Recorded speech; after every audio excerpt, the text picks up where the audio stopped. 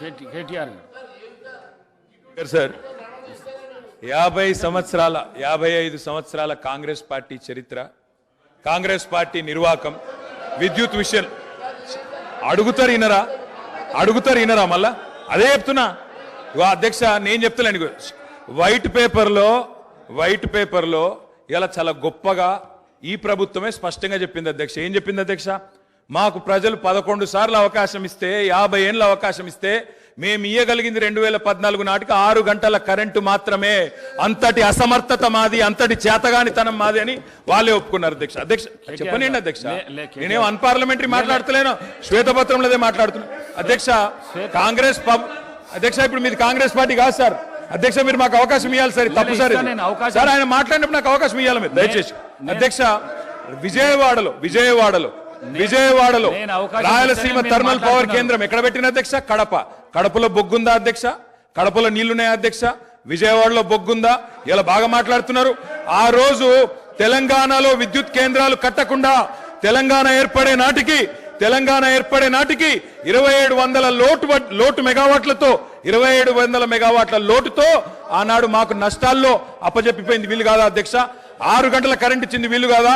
నేదునూరు గురించి మాట్లాడుతున్నారు అధ్యక్ష, నేదునూరు గురించి చెప్తా అధ్యక్ష. నేదునూరులో భూసేకరణ చేసి ఆయన చెప్పిందే చెప్తున్నా సార్.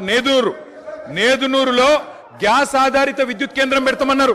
శంకర్పల్లిలో జయపాల్ రెడ్డి గారు, మేము ఒక నేదునూరులోనే ధర్నా చేయలేదు సార్. మీ జిల్లా శంకర్పల్లిలో కూడా మేమే ధర్నా చేసినాం, నేదునూరులో కూడా మేమే ధర్నా చేసినాం. 2 దగ్గరలో రైతుల భూములు తీసుకున్నారు.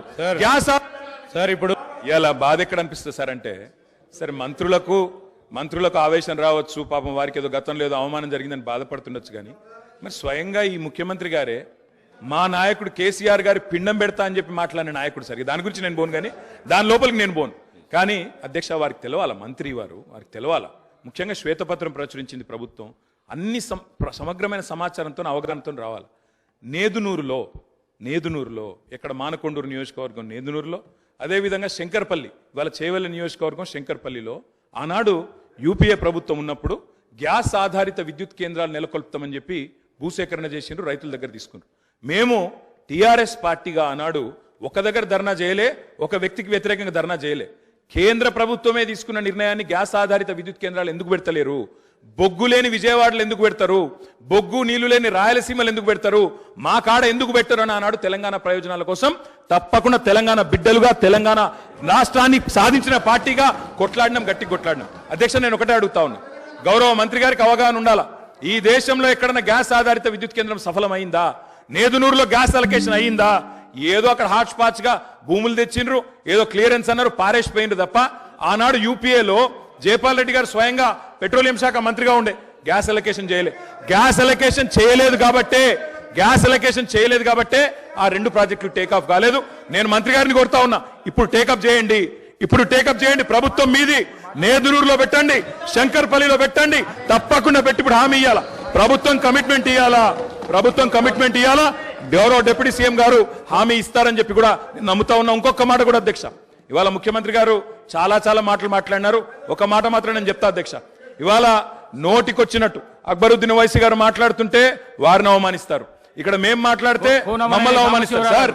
కోనమనేని సాంబశివ గారు సార్ ఒక నిమిషం సార్. శ్రీ ధనసరి అనసూయ సీతక్క గారు. నమస్కారం సార్.